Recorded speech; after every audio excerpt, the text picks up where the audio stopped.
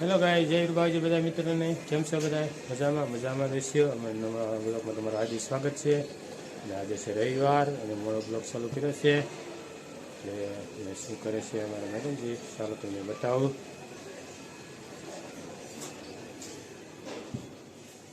શું કહેશો?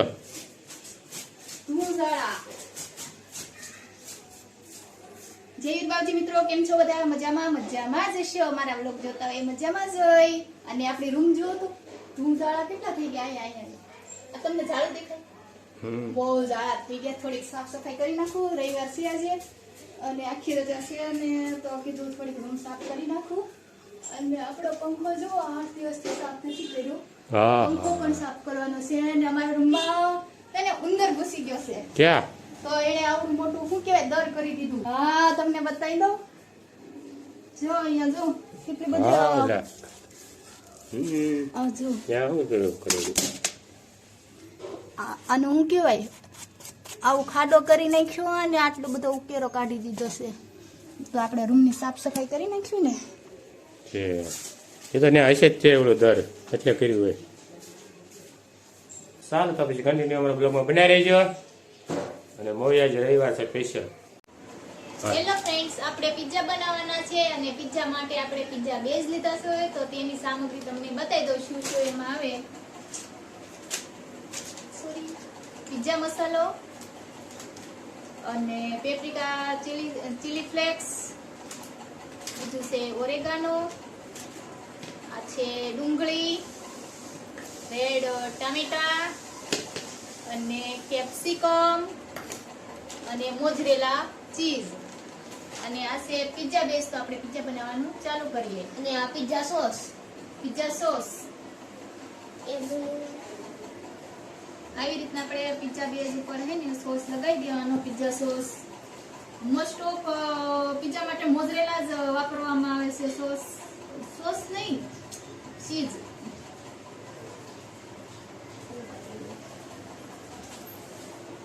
તો અમારા ચેનલમાં નવા હોય તો સબસ્ક્રાઇબ કરી દેજો.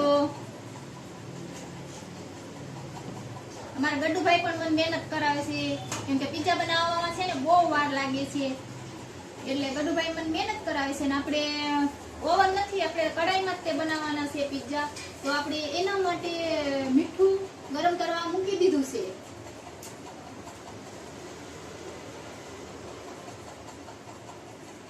તમને આ રેસીપી કેવી લાગી તમે પછી મને કમેન્ટ કરીને કહેજો.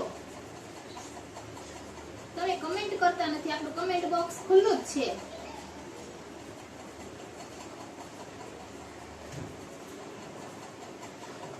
સોસ આપણો થઈ ગયું છે અને હવે બીજા સ્ટેપ ઉપર આવે છે મોઝરેલા ચીઝ.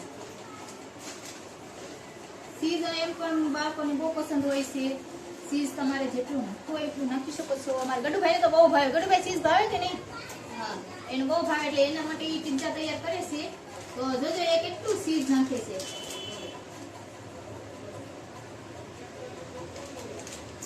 અને બીજું આપણે નાખવાનું છે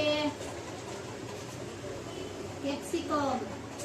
આમાં રેડ ને યલો અને ગ્રીન 3 કેપ્સિકમ આવે છે. એમાંથી આપણે ખાલી આ ગ્રીન જ લીધેલા છે.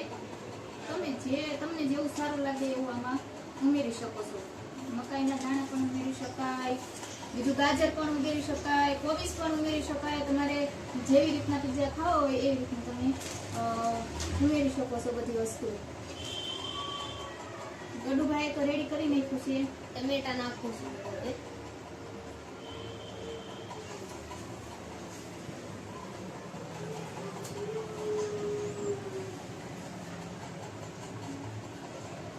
ટમેટા, કાંદા જેટલું તમને ભાવે એટલા નાખી શકો તમે. અને ગડુભાઈ તો એના માટે તૈયાર કરશે. એને જેવી રીતના ખાવું છે એટલી બધી વસ્તુ નાખશે.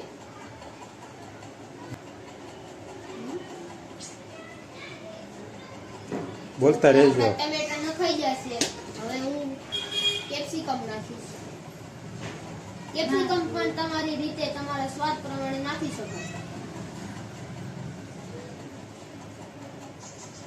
અને કેપ્સિકમ તમારે જો ગોળ નાખવો હોય તો ગોળ પણ નાખી શકો અને કટકા કરીને નાખવા હોય તો કટકા કરીને પણ નાખી શકો. આપણે વધારે છે ને મારા પિઝામાં તો કાંદા વધારે આવશે. લઈ લો. હું કાંદા નાખું છું હવે. મારા ગડુભાઈનો પિઝા બહુ જ ભાવે, એટલે એ બહારની વસ્તુ ખાઈને તો બહુ બીમાર પડી જાય છે. એટલે મેં કીધું ચાલ આપણે આજે છે ને ઘરે બનાવી નાખીએ. કેવા બનશે એમ પણ અમે ફર્સ્ટ ટાઈમ હું પિઝા બનાવું છું અને વ્લોગમાં પણ ફર્સ્ટ ટાઈમ જ છે અને આમ પણ ફર્સ્ટ ટાઈમ છે. તો મારા પિઝા તમને કેવા લાગ્યા એ મને ચોક્કસથી કોમેન્ટ કરીને કહેજો. હવે હું ઓરેગાનો નાખું છું કેમ કે મારા પિઝા રેડી થઈ ગયા છે. ઓનિયન નાખી દીધું. ઓનિયન તો નાખી દીધું. આમને છે ને ડુંગળી ને ટામેટા ને એવું બધું કાચું ભાવતું નથી, પણ પિઝામાં છે ને એટલે એ ખાઈ જશે. બાળકોને તમારે ખવડાવવું હોય ને તો પિઝા બનાવીને આમાં કોઈ પણ એ વસ્તુ શાકભાજી ન ખાતા હોય ને તો તમે આમાં નાખીને ખવડાવી શકો છો. આ ઓરેગેનો છે. તમે તમારા સ્વાદ પ્રમાણે ઓરેગેનો નાખો, મારા સ્વાદ પ્રમાણે ઓરેગેનો. અને હવે આવી જાય છે ઓરેગાનો. પછી આવે છે પિઝા મસાલો. હું નાખું છું ચીલી ફ્લેક્સ. જો ભાઈ આને હાથમાં તો લેવાય નહીં બહુ એટલે તીખો આવશે. બહુ તીખો આવે. મરચાના બી આવે ને, મરચાના બી છે. લાવો ગડુભાઈ. આ મરચાનો ભૂક્કો કહેવાય આપણે, મીન્સ ગુજરાતીમાં હાવ સાદી ભાષામાં મરચાનો ભૂક્કો. એટલે તમારે થોડું તીખું ખાતા હોય એ પ્રમાણે નાખવાનું. ગડુભાઈ તો ખાતા નથી એટલે એને સહેજ જ નાખ્યું છે. આપણે ચીલી ફ્લેક્સ આવી રીતના નાખવાનું. નાખી દઈએ. થોડું આ બગાડું કાંઈ. બસ તીખું લાગશે તો બહુ ન નાખો. અને પીઝો મસાલો નાખી દે. તો ગડુભાઈ બાકી છે પિઝા મસાલા નાખવાના. તમને નાખતા નથી આવડતું. તો તમે નાખી દો હાથી. ગડુભાઈ કે મને નથી આવડતું કાંઈ. હજી નાના એવા છે તો મને એમ કે છે તને નથી આવડતું. અગેન આગળ જઈને મને શું કે છે તને આ વસ્તુ આવડતી જ નથી. તમે વિચારી શકો છો હું શું કહેવા માંગુ છું. તો આપણું થઈ ગયું છે પિઝા રેડી. તો ચલો હવે આપણે એને કુક કરીને વાટકો મૂકી દેવાનો. મેં એક કડાઈ મૂક્યું છે ને એક રોટલી મૂક્યું છે, કેમ કે અમારા પિઝા ફટાફટ બની જાય ને એટલા માટે. પછી એના ઉપર આપણે આવી ડીશમાં પિઝા મૂકી દેવાનો અને ડીશમાં મૂકી દેવાનો અને હું ઢોકળીમાં મૂકી દઉં છું. આ તો નાનું પડે છે યાર, નથી આવતું, મોટું પડે છે તો ચેન્જ કરી દઈએ આપણે. ઓકે આવી ગયું. બાપા ગરમ લાગે છે. પછી હવે આપણે આને 10 થી 15 મિનિટ કૂક થાવ. ઓકે 15 મિનિટ પછી કૂક થઈ ગયા છે. આ પણ રેડી થઈ ગયા છે. ઓકે આપણા પિઝા બની ગયા છે. તમે જોઈ શકો છો. યમી યમી. હેલો ગાય, જો જમવા બેસી ગયા છે. જમવામાં આજે શું છે જો, કઢી ખીચડી છે અને પિઝા. પિઝા છે. મારા ગડુભાઈના ફેવરેટ પિઝા છે ઈ. અને કઢી ખીચડી બનાવી છે. કેટલા ટાઈમ પછી ખીચડી બનાવી અને આ છે કઢી. સરસ, સારો જમી. હેલો ગાઈસ, જો જમી કરીને નવરા થઈ ગયા છે. હા તો મજા આવી ગઈ. રવિવાર પિઝા ખાધા આજ તો ઘરે બનાવીને, એટલે મજા આવી ગઈ. અને મેડમ પણ નવરા થઈ ગયા છે, આરામ ફરમાવે છે. એટલે વહેલા નવરા થઈ ગયા એવું લાગે છે. તો ચાલો પૂછી તો મેડમને શું કરે છે. શું કરો છો? અમારો ફોન કાઢું છું ચાર્જિંગમાંથી. લે તું ફોન નહોત રાખવા મળી? હા અમારા ફોનમાં 100% ચાર્જિંગ થઈ ગયું. એવું છે એમ ને? પણ કાઢે થયું ખબર છે?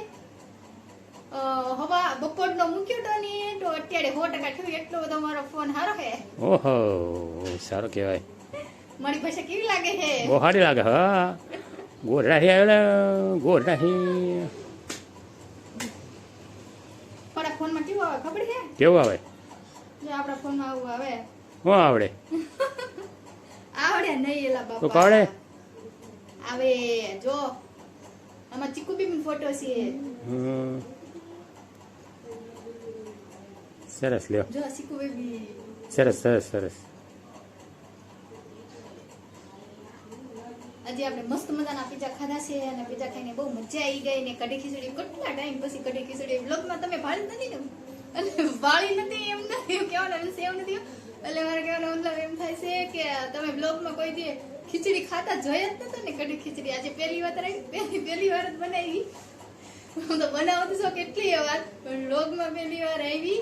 તો તમને અમારો આજનો વિડીયો કેવો લાગ્યો? ગમ્યો હોય તો લાઈક શેર સબસ્ક્રાઇબ કરવાનું ભૂલતા નહીં અને મળીએ કાલે બીજા વિડીયોમાં. ત્યાં સુધી બાય બાય. જય વીર બાવજી.